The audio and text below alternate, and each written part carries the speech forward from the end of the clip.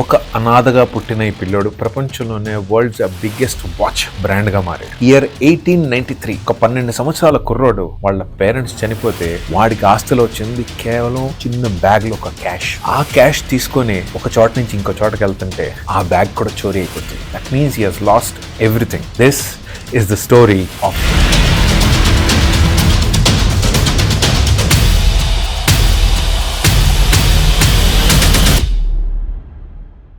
ఆ అబ్బాయి అన్నీ కోల్పోయాడు, సర్వస్వం కోల్పోయినా వాడి ప్యాషన్ వాడు కోల్పోలేకపోయాడు. Passion to make watches. తన పేరే హ్యాన్స్ విల్స్వర్త్. అదే ప్యాషన్ తనకి ప్రపంచంలోనే the greatest watch company build చేసేలాగా హెల్ప్ చేసింది. This is the story of Rolex. ఇవాల్టికి కూడా one of the biggest status symbol. Rolex ఎంత పెద్ద బ్రాండ్ అంటే ప్రతి టీనేజర్ నుంచి మిడిల్ ఏజ్ వరకు, మిడిల్ ఏజ్ నుంచి రిటైర్మెంట్ ఏజ్ వరకు ప్రతి మిడిల్ క్లాస్ ఇంట్లో ఒక పేరు మోగుతూ ఉంటది. చేతికి రోలెక్స్ తీసుకుంటాడు పెద్దోడు అని. అది ఒక బ్రాండ్, ఒక పవర్. అయితే వీళ్ళ బాల్యం ఎలా సాగిందో తెలుసా? వాళ్ళ పేరెంట్స్ చనిపోయినప్పుడు హాన్స్ అనే ఈ మనిషి అనాథయ్యాడు. తన రిలేటివ్స్ వాళ్ళ పేరెంట్స్ బిజినెస్ ని అమ్మేసి వీడిని ఒక బోర్డింగ్ స్కూల్ కి పంపించారు. ఫ్యూచర్ మొత్తం చాలా డార్క్ గా కనిపించింది. అదే స్కూల్లో హ్యాన్స్ కి ఒక ఫ్రెండ్ పరిచయం అవుతాడు. ఆ అబ్బాయి స్విట్జర్లాండ్ నుంచి వచ్చిన, ఇప్పుడు స్విట్జర్లాండ్ వాచెస్ గురించి ఎండ్లెస్ గా మాట్లాడేవాడు. తను ఆ యంగ్ ఏజ్ లో మాట్లాడిన మాటలు వినే హ్యాన్స్ కి రియలైజ్ అయింది, that's what my calling is అని. ఇంకా అలా తన జర్నీ మొదలైంది. ఇయర్ 1900 కి హ్యాన్స్ కి వయసు 19 సంవత్సరాలు అవుతుంది. హ్యాన్స్ జర్మనీ వదిలేసి స్విట్జర్లాండ్ మూవ్ అవుతాడు. క్యానా కర్టన్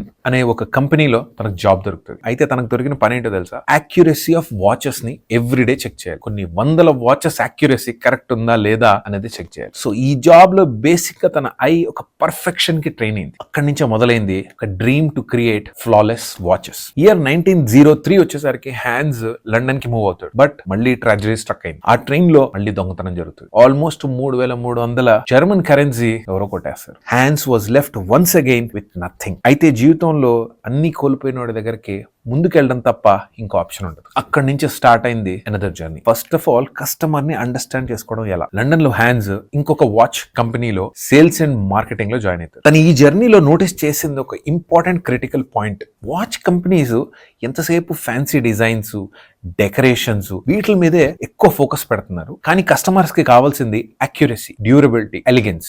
ఈ ఒక చిన్న పాయింటే తన ఈ జర్నీని మొత్తం చేంజ్ చేసింది. అక్కడి నుంచి మొదలైంది the birth of a watch company. కేవలం 24 ఇయర్స్ ఓల్డ్ ఉన్నప్పుడు హాన్స్ తన ఓన్ వాచ్ బిజినెస్ స్టార్ట్ చేశాడు. But one big problem, there was no capital. So capital గురించి వాడి బ్రదర్ ఇన్ లాతో పార్ట్నర్షిప్ చేసుకుంటాడు. 1905 వచ్చేసరికి విల్స్డార్ఫ్ అండ్ డేవిస్ అనే కంపెనీని ఫామ్ చేస్తారు. వీళ్ళ ఫోకస్ ఏంటంటే, ఆ రోజుల్లో ఇదివరకు లాగా చేతికి గడియాలు ఉండేవారు, జేబులో వాచెస్ పెట్టుకునే వాళ్ళు. అదే చాలా స్టేటస్ సింబల్ అండ్ స్టైలిష్ గా కన్సిడర్ చేసేవాళ్ళు. So they focused on pocket watches for travellers. చిన్నవి, చాలా పోర్టబుల్ గా ఉండి చాలా ప్రీమియం లుక్ వచ్చేలాగా వాళ్ళు ఫోకస్ పెట్టారు. వాళ్ళ first product portfolio pocket watch immediate గా హిట్ అయింది. It was considered an instant hit in the market. So pocket watches click అయిన తర్వాత నెమ్మదిగా ఈ పాకెట్ వాచెస్ తీసేసి రిస్ట్ వాచెస్ విజన్ ని స్టార్ట్ చేశారు. అక్కడతో ఆగక ఒక ఇంపార్టెంట్, చాలా బోల్డ్ విషయాన్ని తిను ప్రెడిక్ట్ చేశారు. ఆ రోజుల్లో జేబుల్లో పెట్టుకున్న వాచ్ అంటే ఇలా కోట్ నుంచి వాచ్ బయటకు తీసి మరి టైం చూసేవాళ్ళు పాత సినిమాలు చూస్తే.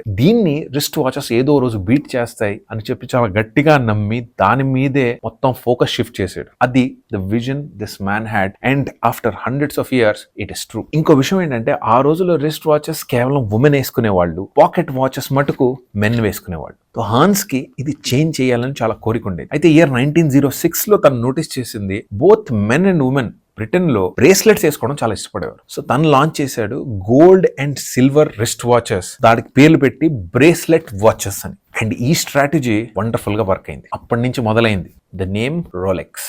హాన్స్ కావాల్సింది ఏంటంటే, షార్ట్ పవర్ఫుల్ బ్రాండ్ నేమ్ ఉండాలి, అది డైల్ లో కూడా ఫిట్ అయిపోవాలి. సో దట్ ఈ పేరు ప్రతి లాంగ్వేజ్ లో ఈజీగా ప్రొనౌన్స్ అవ్వాలి. ఆల్మోస్ట్ అబౌట్ 100 నేమ్స్ ని ట్రై చేశాడు. ఈవెన్చువల్లీ ఒక నేమ్ లాక్ అయింది. అన్ని లాంగ్వేజెస్ లో, మగాడనక ఆడాలనక వేరే వేరే రీజన్స్ లో దీని ప్రొనౌన్సియేషన్ ఈజీగా వచ్చేలాగా పేరుని కంక్లూడ్ చేశారు. అండ్ దాన్ని 1908 వచ్చే వరకు ట్రేడ్ మార్క్ చేసుకున్నాడు. That is Rolex. అయితే రోలెక్స్ వాచెస్ బాగా సేల్ అయ్యేవి, బట్ రిస్ట్ వాచెస్ కి అక్యురసీ ఇష్యూస్ ఉండేవి. హాన్స్ ఈ ప్రాబ్లమ్ ని ఐడెంటిఫై చేసి దీన్ని సాల్వ్ చేయాలని కంకణం కట్టు. ఈయన చదివింది హారాలజీ, వాచెస్ మీద ఉండే స్టడీ. అయితే ప్రపంచంలో ఉండే ఈ వాచ్ మేకర్ మాస్టర్స్ ఎవరైతే ఉంటారో, ఈ పని తెలిసిన వాళ్ళందరినీ కలిశాడు. వీళ్ళ ఒక ఓన్ మూమెంట్ ని క్రియేట్ చేశాడు. ఇన్ ది ఇయర్ 1910 వచ్చే వరకు Rolex becomes the first wrist watch to have a chronometer certificate. So chronometer certificate అంటే ఈ రోజుల్లో మనకి ఇవన్నీ చాలా కామన్ అయిపోయినా కానీ ఆ రోజుల్లో ఒక సర్టిఫికేషన్ నుండి వాచ్ అమ్ముతున్నారు అంటే it is a big deal. ఈ పేరు ఏదైతే తెచ్చుకున్నాడో ఆ రెప్యుటేషన్ ఎక్స్ప్లోడెడ్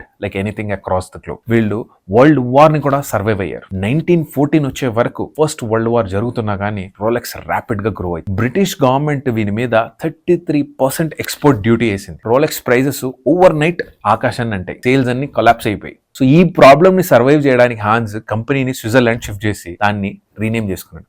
రోలెక్స్ వాచ్ కో లిమిటెడ్. దీన్ని సోల్జర్స్ వాచ్ అని చెప్పి విపరీతంగా బ్రాండింగ్ చేశారు. సో వార్ అప్పుడు సోల్జర్స్ కి రిస్ట్ వాచెస్ చాలా ఇంపార్టెంట్. ఏ టైం జరుగుతుంది, ఎక్కడున్నాము, డైరెక్షన్స్ ఎక్కడున్నాయి చూపించేది. పాకెట్ వాచెస్ యాక్చువల్లీ ప్రాక్టికల్ గా ఉండేవి కాదు. ఎందుకంటే ఆ టైంలో ప్రపంచం మొత్తం వరల్డ్ వార్ నడిచేటప్పుడు వీళ్ళకి రిస్ట్ కు వాచెస్ ఉండడం వల్లనే చాలా హెల్ప్ అయింది. సో రోలెక్స్ దీన్ని అడ్వాంటేజ్ గా తీసుకొని ఫ్రెంచ్ వాచెస్ అని ఒక మోడల్ రిలీజ్ చేసింది. దానికి చాలా స్ట్రాంగ్ బాడీ ఉండేది, అన్బ్రేకబుల్ గ్లాసెస్ ఉండేవి, ల్యూమినస్ హ్యాండ్స్ ఉండేవి. బేసిక్ గా రోలెక్స్ ఈవెన్ ఒక వార్ ని కూడా సర్వైవ్ చేసింది. అయితే సోల్జర్స్ ఈ వార్ ఫినిష్ చేసుకుని ఇంటికి రాగానే ఈ పాకెట్ వాచెస్ ఏవైతే ఉన్నాయో ఈ రిస్ట్ వాచెస్ కంప్లీట్లీ రీప్లేస్ చేస్తాయి. ఎందుకంటే వార్స్ లో రిస్ట్ వాచెస్ ఫేమస్ అవడం వల్ల.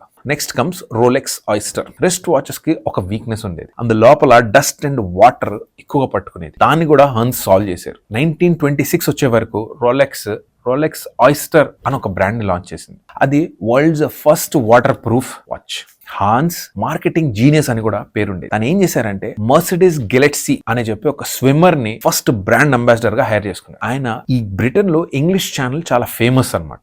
సో ఆ ఇంగ్లీష్ ఛానల్ మొత్తం రోలెక్స్ ఆయిస్టర్ వాచ్ చేసి స్విమ్మింగ్ చేయించాడు. ఈ మనిషి అలసిపోయినా గానీ ఆ వాటర్ ప్రూఫ్ ఉన్న వాచ్ సర్వైవ్ అయింది. రోలెక్స్ వాడిన ఈ మార్కెటింగ్ స్ట్రాటజీ, ఈ అడ్వర్టైజింగ్ క్యాంపెయిన్ విపరీతంగా ప్రజల్లోకి వెళ్ళింది, విపరీతంగా నమ్మకం పెంచుకుంది. అక్కడతో సరిపోక రోలెక్స్ కంపెనీ ఈ వాచెస్ ని ఫిష్ ట్యాంక్స్ లో పెట్టి దాని డ్యూరబిలిటీని చూపించేవి. ఏ ప్రోడక్ట్ చేసినా గానీ దాన్ని గట్టిగా అమ్మడం ఎంత ఇంపార్టెంటో ఇలాంటి స్టోరీస్ నుంచి మనం నేర్చుకోవచ్చు. By the end of all this fiasco the message was clear. Rolex is here to survive. Rolex is a brand of style, of durability, and I am a long-term player. అక్కడతో సరిపోక Hans కి పెద్ద plans ఉండేవి. Perpetual రాటర్ అని ఒక model ని release చేశారు. ఈ మెకానిజం ఏంటంటే వాచ్ ని ఆటోమేటిక్ గా రిస్ట్ మూవ్మెంట్ ని బట్టి తను బూండ్ చేసుకునేది. దాని రిజల్ట్ ఏంటంటే ఇవాళ రోలెక్స్ ఆయిస్టర్ పర్పెచువల్ అనేది ఒక successful selling model. Eventually Rolex becomes legendary in the market.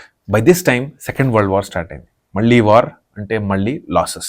Rolex second world war లో మళ్ళీ స్ట్రగల్స్ కి గురైంది. 1944 వచ్చే వరకు పర్సనల్ గా హన్స్ కి ఒక పెద్ద బ్లో అయింది. He lost his wife. అయితే ఇన్ని ప్రాబ్లమ్స్ ఫేస్ చేస్తున్న హాన్స్ ఆగిపోతాడేమో అనుకున్నారు, but he didn't stop. Rolex 1945 వచ్చే వరకు ఇంకొక కొత్త ప్రోడక్ట్ ని లాంచ్ చేసింది. దాని పేరే డేట్ జస్ట్. ఇది world's first automatic watch with a date. 1945 లోనే వాచ్ లో డేట్ చూపించింది. ఇంకా తర్వాత నెమ్మదిగా ఎక్స్ప్లోరర్ 1953లో వచ్చింది, GMT master 1955, deep sea special 1960. Rolex watches కేవలం ఇక్కడతో ఆగగా ఎక్స్పిడిషన్ ట్రిప్స్ లో కూడా వాళ్ళ పొటెన్షియల్ ని చూపించుకుంది. మనుషుల్ని పంపించి మౌంట్ ఎవరెస్ట్ ని కూడా మా వాచెస్ సర్వైవ్ అవుతాయని ప్రూవ్ చేసుకుంది. నెక్స్ట్ ఓషన్ లో దాన్ని పంపించి ద డీపెస్ట్ ఓషన్ పాయింట్ లో కూడా దాని సర్వైవల్ ని ప్రజలకు చూపించుకుంది. Basically it is a legacy that is going to stay forever. At the age of 79, year 1960, Hans Wilsdorf చనిపోతారు. But he left behind something immortal. దాన్ని ఎవరు